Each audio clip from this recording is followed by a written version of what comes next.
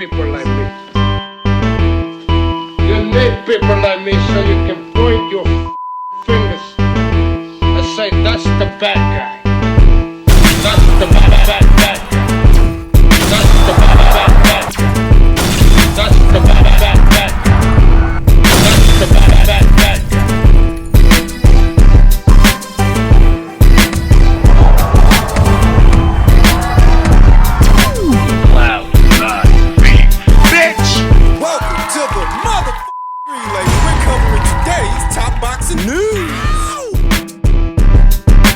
Perhaps a silly question, but I'm assuming you would like to remain in business with her post this fight. 100%. I mean, I believe that we've done a great job together, and she's accomplished many firsts, broken many glass ceilings.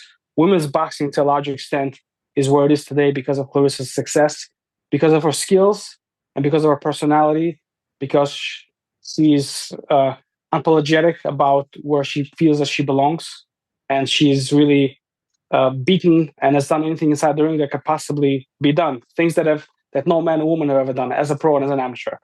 And I'm very grateful for the path that we've kind of walked together. And I look forward towards the future. And I feel very confident that all will be good.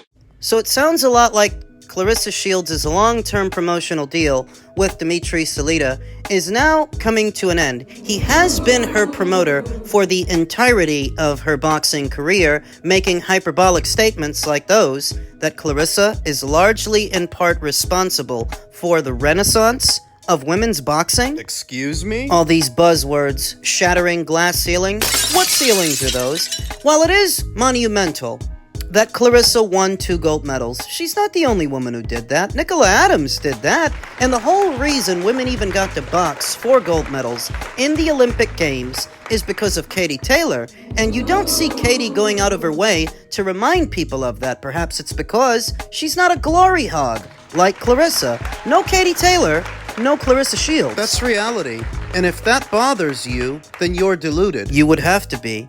Because the reality of it is, the only reason that girls like Claressa and many others got to box in the Olympic Games is because of the efforts of Katie Taylor and several others, none of which go out of their way to hog all the glory like Claressa. You talk about shattering glass ceilings. The pay scale. We know for a fact that Claressa is not responsible for that because she herself used to complain about what Showtime was paying her. You can't claim that you shattered that glass ceiling when you still claim that you're under it. What she used to say was that boxing was sexist and misogynistic because the people at Showtime didn't think she was ready to headline a pay-per-view, and they cut her purses in half, from $300,000 down to $150,000. So how could you then say that she shattered that glass ceiling? And while all of this is going on, Katie Taylor was in fact the highest paid woman boxer in the whole of women's boxing. If anybody shattered that glass ceiling, it was Katie Taylor. She was making very good money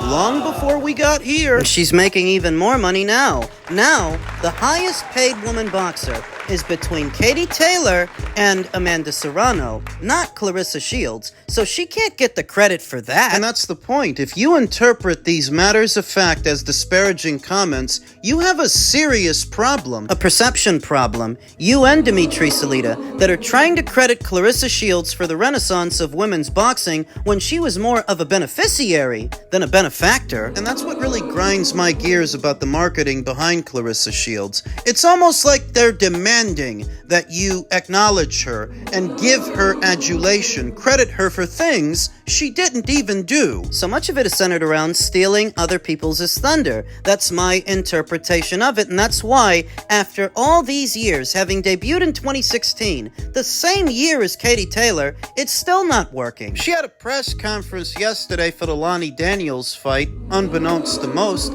She made more headlines and got more attention for talking about Angel Reese than she did for her press conference yesterday that wasn't even a blip on the radar. But let Dmitry Salita tell the story, and she's shattering all these glass ceilings and making all of this history while nobody seems to care. He talked about her attitude. That was a goddamn joke. Her attitude is not doing her any favors. And that's why, whether or not she decides to proceed with Dmitry Salita as her promoter, or she signs to someone else, Until she fixes that attitude, it's gonna be more of the same. It doesn't matter who promotes her. Her overbearing attitude is the biggest reason why she never endeared herself to a mainstream audience. Now, she might have a cult following online, but even that online audience doesn't show up in the metrics for her fights. We're talking about gate receipts. We're talking about viewership. Dmitry Salida's brand of promotion for Clarissa is tantamount to gaslighting. It's almost like they're expecting you to grovel at her feet. Spare me. While you could argue that Clarissa definitely made a contribution to the elevation of women's boxing, she can hardly take most of the credit for it. To say that women's boxing is here today, where it is, because of Clarissa? You're joking. I don't know what she's gonna do moving forward. I don't know if she will resign to Dmitry Salida. I don't know if she will decide to move down from heavyweight to more densely populated weight classes with more fighters in them. I really don't know. But I won't take it lying down that in trying to pass off Clarissa as a pioneer, they are alienating so many other women that made so many huge contributions. And isn't that the biggest part of Clarissa Shields' promotion? Tearing other women down? Papoose needs to hurry up, get her pregnant so she can get the hell out of here. Well, that may sound harsh, but I'm not of much use to anyone if I'm not honest. Elsewhere in the world of boxing, questions that still need answers. What is next for BOXXER as Sky Sports' departure is imminent? It has been widely reported that Ben Shalom's BOXXER promotion will not be renewing its 4-year deal with Sky Sports. The partnership began in 2021 and helped solidify BOXXER's presence in the British boxing market. Sky Sports is expected to move away from exclusive promoter agreements, instead opting for a more flexible model where rights to individual events are acquired on a case-by-case basis. While this shift might serve Sky's broader programming strategy, it leaves BOXXER without a dedicated broadcast home and facing highly competitive media environment. BOXXER's lack of a new broadcast partner places it at a potential disadvantage. Its primary competitors, Matchroom and Queensbury, have long-term exclusive deals with DAZN, the global sports streaming service that has rapidly expanded its footprint in boxing. Without an established platform or exclusive streaming agreement, BOXXER now faces the challenge of keeping pace with rivals who already enjoy significant viewer loyalty and international visibility. With no official announcement yet, industry observers are speculating where BOXXER might go. Several platforms present realistic options. One of the most compelling possibilities is a deal with Amazon Prime Video, which already holds broadcast rights for the PBC. The platform's growing interest in live sport, global subscriber base, and existing infrastructure could make it an ideal destination for BOXXER. Yeah, if they want to dwindle down to just 5 or 6 fights a year like the PBC. Such a move would provide BOXXER with significant international exposure and access to a broader, more casual sports audience. However, Amazon would likely demand consistent, high-quality events with strong marketable fighters. Add on, not even making the same financial commitment to BOXXER that Sky Sports did. Warner Brothers Discovery, which owns Eurosport and TNT, formerly known as BT Sport, has expressed interest in expanding its live sports. A potential collaboration could see BOXXER align with a broadcaster already involved in combat sports, particularly one with reach across the United Kingdom and Europe. This could offer BOXXER a more traditional broadcast arrangement while still tapping into digital streaming audiences. BOXXER may also consider a more flexible approach, utilizing platforms like YouTube, Facebook, or free-to-air broadcasters such as Channel 5 or ITV. While such a strategy may not bring the immediate financial rewards of an exclusive deal, it could help maintain visibility and attract younger digital-first viewers. This hybrid model would prioritize audience growth and engagement over short-term revenue, potentially laying the groundwork for future exclusivity. Now, in my previous video, we talked about BOXXER being in the red, their current financial standing per company's house, to where this aforementioned hybrid strategy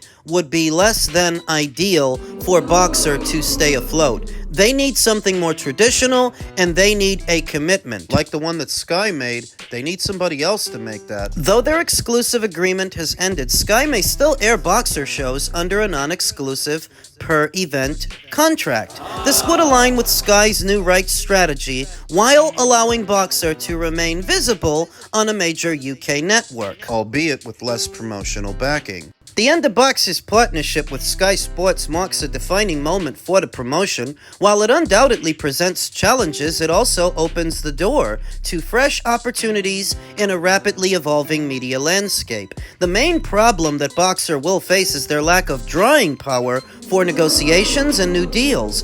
BOXXER lacks a superstar that broadcasters are looking for, such as Matchroom's Anthony Joshua or Queensberry, and their stacked heavyweight roster including Daniel Dubois, Moses Itelma, Tyson Fury, and more. BOXXER have been on the cusp of a superstar in Ben Whittaker, though his hype train was brought to a halt following the first Liam Cameron fight, where controversy in the bout's result reduced Whittaker's popularity. Whether or not Ben Shalom steers BOXXER towards a partnership with a tech giant like Amazon, a traditional sports broadcaster, or a grassroots digital strategy, the next step could shape the company's future for years to come, or be the final straw on the camel's back for the promotion. So is Sky Sports not renewing with BOXXER a sign of the sport's decline in the United Kingdom, like what we've been seeing for years now with broadcasters in the United States?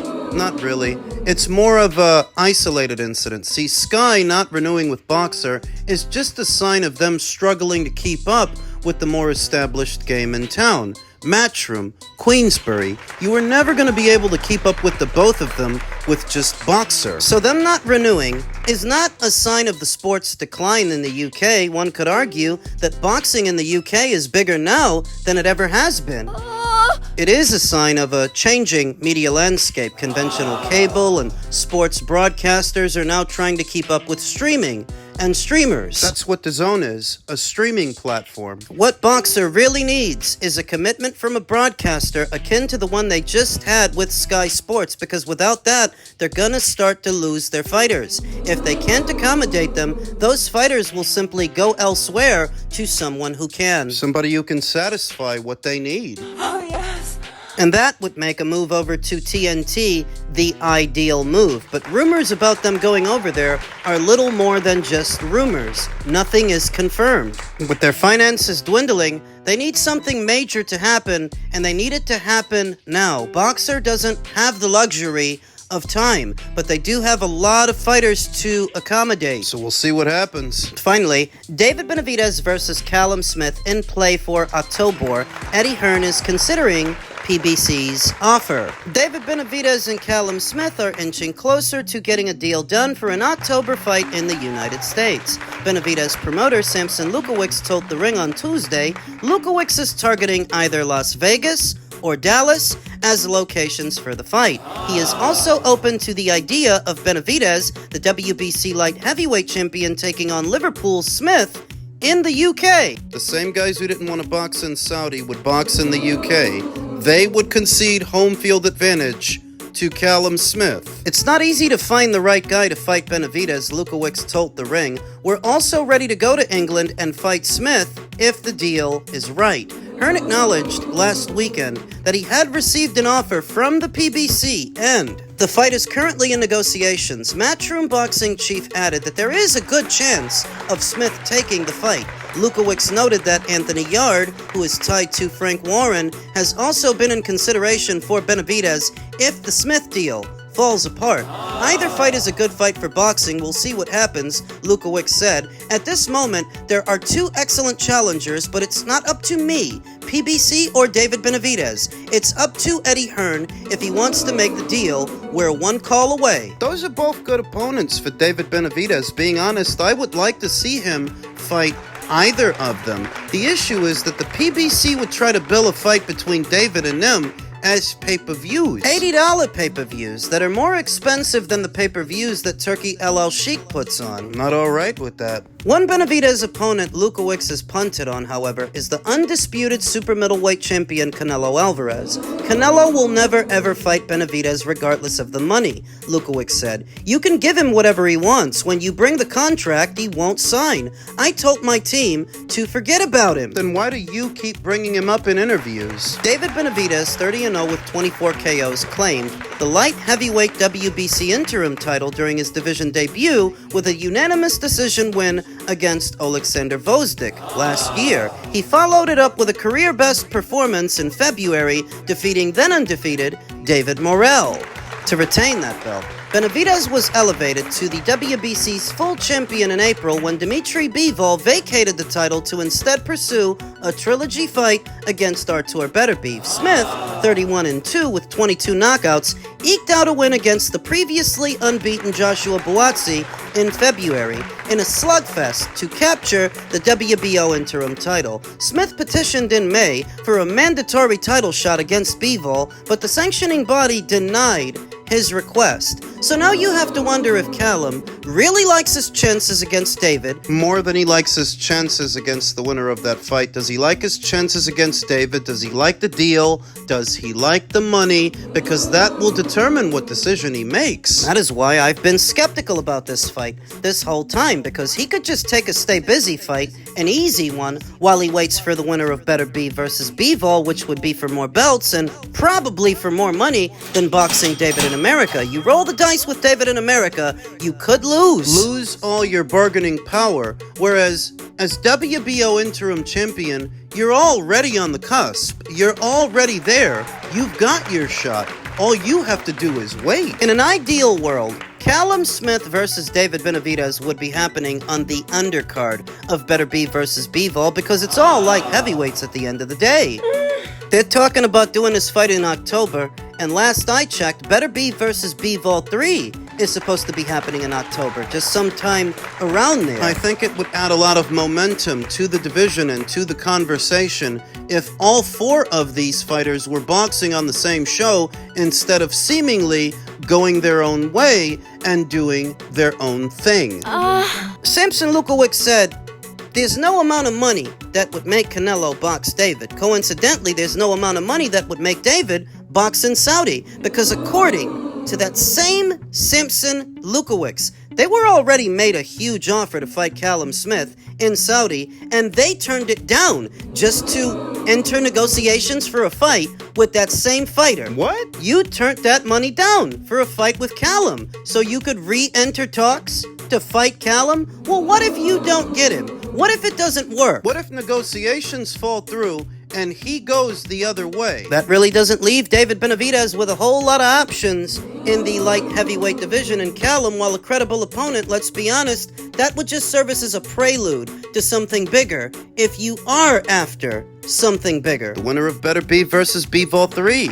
If you're not trying to fight the winner of that fight, you may as well leave the division now, because that's the biggest fight you can have. Whatever you do at light heavyweight has to be centered around fighting the winner of that fight. Guys like Callum and Anthony, Those are just side quests. they ain't the meat and potatoes. Bivol and Beterbiev are, and unless you're planning on fighting them, what is it even all for?